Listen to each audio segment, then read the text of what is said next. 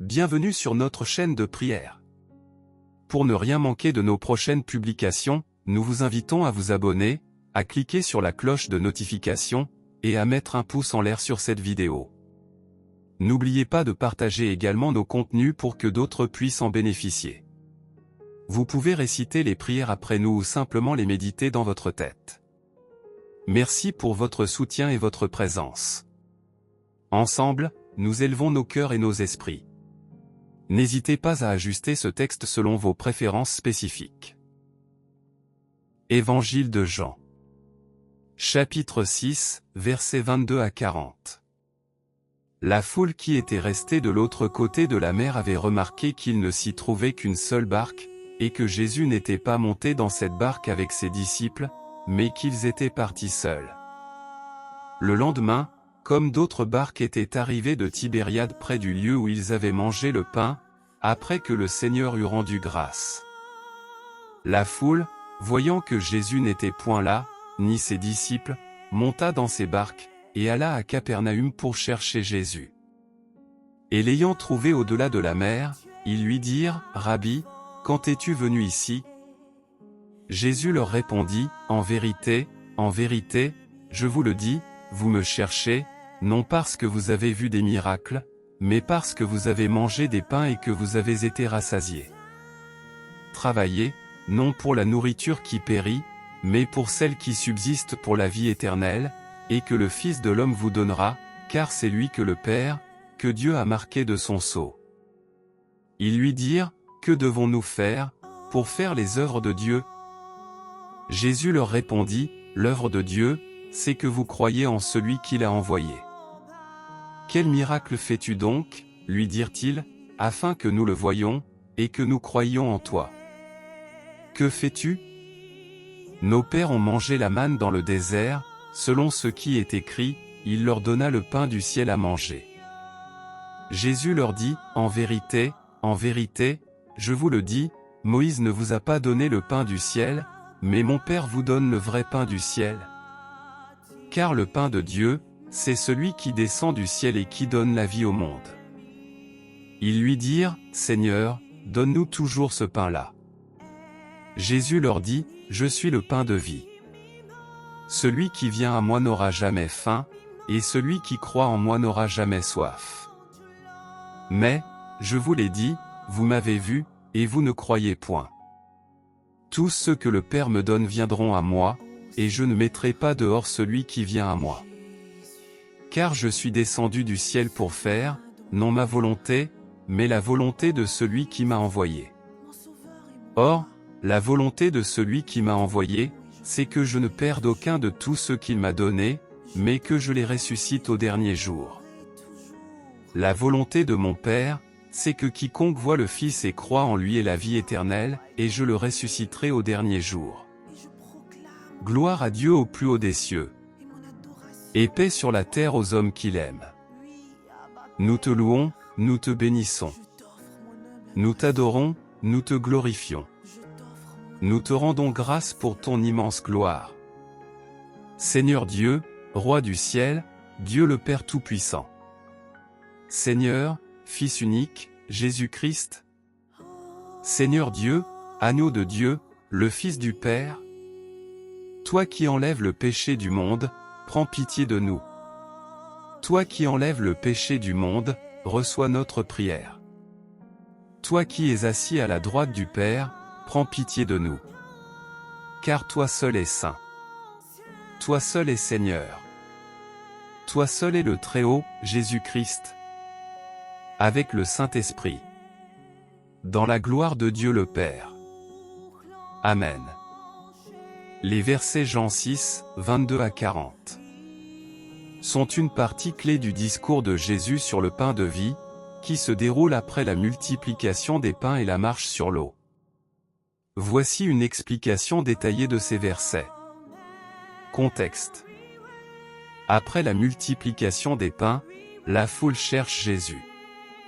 Ils ont été témoins d'un miracle où Jésus a nourri des milliers de personnes avec seulement 5 pains et 2 poissons. Maintenant, ils veulent le retrouver pour en savoir plus ou recevoir d'autres bénédictions. La foule se rend compte que Jésus a quitté l'endroit où ils étaient la veille. Ils se déplacent donc vers Capernaüm pour le trouver. Ils sont intrigués par la manière dont il est arrivé de l'autre côté du lac, car ils savaient qu'il n'était pas monté dans la barque avec ses disciples. Jésus confronte directement leur motivation. Il leur dit qu'ils le cherchent non pas à cause des signes miraculeux qu'il a accomplis, mais parce qu'ils ont été nourris physiquement.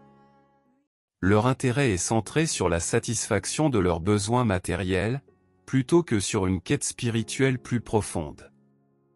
Jésus les exhorte à ne pas travailler pour la nourriture périssable, c'est-à-dire les besoins matériels, mais pour la nourriture qui demeure pour la vie éternelle.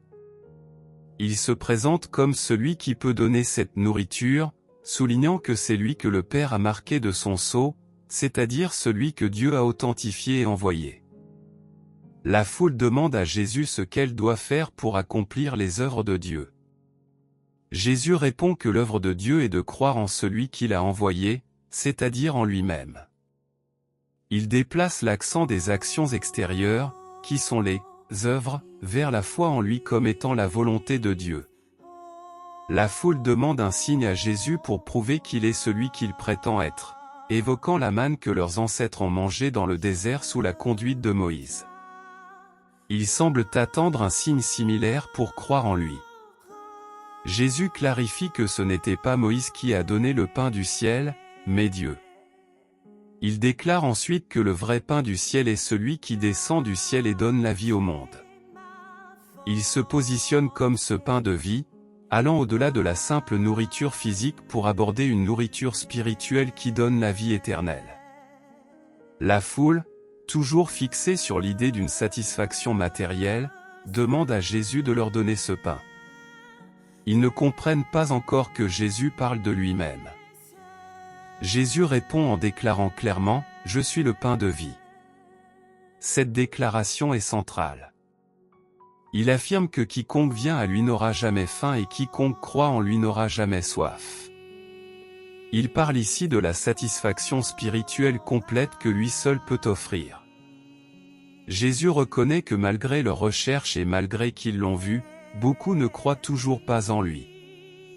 Il réaffirme toutefois que ceux qui sont donnés par le Père viendront à lui, et il ne rejettera aucun de ceux qui viennent à lui. Cela montre la souveraineté de Dieu dans le salut et la sécurité de ceux qui croient en Jésus. Jésus explique qu'il est venu du ciel pour faire non sa propre volonté, mais celle du Père. La volonté du Père est que Jésus ne perde aucun de ceux qui lui sont donnés, mais qu'il les ressuscite au dernier jour. Le verset 40 est un résumé de la promesse de vie éternelle, quiconque voit le Fils et croit en lui aura la vie éternelle, et Jésus le ressuscitera au dernier jour. Conclusion. Ces versets nous invitent à comprendre que Jésus est plus qu'un simple faiseur de miracles ou un pourvoyeur de besoins matériels.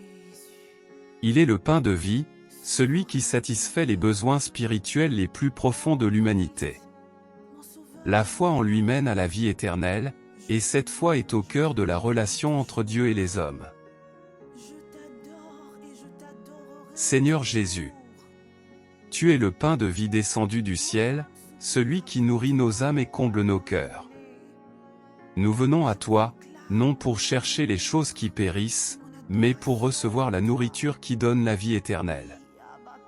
Aide-nous à détourner nos regards des préoccupations passagères et à fixer nos yeux sur toi, source de toute vie et de tout bien. Nous croyons en toi, Seigneur, car tu es celui que le Père a envoyé pour nous montrer le chemin de la vérité et de la vie. Renforce notre foi, afin que nous ne cherchions pas des signes et des miracles pour croire, mais que nous te reconnaissions dans chaque aspect de notre vie. Donne-nous chaque jour ce pain spirituel, qui nourrit notre être intérieur et nous rapproche de toi. Remplis nos cœurs de ton amour et de ta présence, pour que nous n'ayons plus jamais faim ni soif de ce monde, mais que nous soyons pleinement satisfaits en toi. Seigneur, nous savons que tous ceux que le Père te donne viendront à toi, et nous nous réjouissons de cette promesse. Que nous puissions marcher fidèlement à tes côtés, assurés que tu ne rejettes personne qui vient à toi avec un cœur sincère. Accomplis ta volonté en nous, comme tu as accompli celle du Père, et garde-nous fermes dans la foi jusqu'au dernier jour. Nous te remercions pour la promesse de la vie éternelle et pour l'espérance de la résurrection. Que nos vies soient un témoignage de ta grâce et de ta vérité. Amen. Cette prière s'inspire du message de Jésus dans ces versets, centré sur la foi en lui comme source de vie éternelle et la recherche du spirituel plutôt que du matériel. Notre Père qui es aux cieux, que ton nom soit sanctifié, que ton règne vienne, que ta volonté soit faite sur la terre comme au ciel. Donne-nous aujourd'hui notre pain quotidien. Pardonne-nous nos offenses, comme nous aussi nous pardonnons à ceux qui nous ont offensés. Ne nous induis pas en tentation, mais délivre-nous du mal. Car c'est à toi qu'appartiennent, dans tous les siècles, le règne, la puissance et la gloire. Amen. Seigneur Jésus, tu es le pain de vie descendu du ciel, celui qui nourrit nos âmes et comble nos cœurs. Nous venons à toi, non pour chercher les choses qui périssent, mais pour recevoir la nourriture qui donne la vie éternelle. Aide-nous à détourner nos regards des préoccupations passagères et à fixer nos yeux sur toi, source de toute vie et de tout bien. Nous croyons en toi, Seigneur, car tu es celui que le Père a envoyé pour nous montrer le chemin de la vérité et de la vie. Renforce notre foi, afin que nous ne cherchions pas des signes et des miracles pour croire, mais que nous te reconnaissions dans chaque aspect de notre vie. Donne-nous chaque jour ce pain spirituel, qui nourrit notre être intérieur et nous rapproche de toi. Remplis nos cœurs de ton amour et de ta présence, pour que nous n'ayons plus jamais faim ni soif de ce monde, mais que nous soyons pleinement satisfaits en toi. Seigneur, nous savons que tous ceux que le Père te donne viendront à toi, et nous nous réjouissons de cette promesse. Que nous puissions marcher fidèlement à tes côtés, assurés que tu ne rejettes personne qui vient à toi avec un cœur sincère. Accomplis ta volonté en nous, comme tu as accompli celle du Père, et garde-nous fermes dans la foi jusqu'au dernier jour.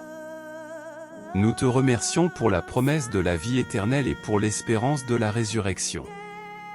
Que nos vies soient un témoignage de ta grâce et de ta vérité. Amen.